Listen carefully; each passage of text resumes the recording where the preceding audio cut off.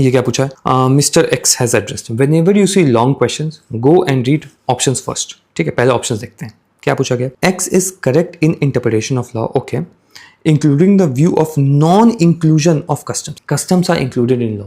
In Article 13, it is exactly written. There is again a PYQ of Article number 12. They have asked about the definition of state. Similarly, if you have solved this PYQ, you will understand the same theme is repeated in Article number 13. Article 13, definition of law. Law includes what all? Ordinance, order, bylaws, rules, regulation, notification, custom or usage having in the territory of India. Article number 12, definition of state. This question is already asked on the same theme.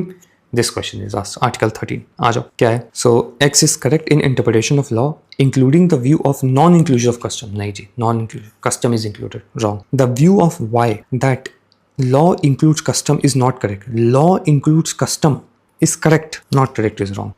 The view of X, both X and Y is not correct. No idea is correct. And the view of Y, take it. So whenever you see these type of questions, earlier in science and tech, long paragraph type of questions was asked by UPSC. Now in polity also they are asking same. We will do the same approach. Read the options first whenever you see a long question. ठीक है, चलिए अब देखते हैं question को.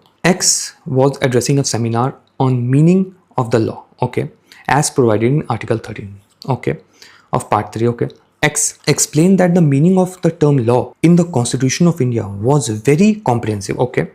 It includes ordinance, orders, rules, regulation, okay. Y pointed out that law in Article 13 also includes custom, which is also correct. Custom, usage, custom or uses having in the territory of India. Exact line from Constitution of India. In India, in the force of law.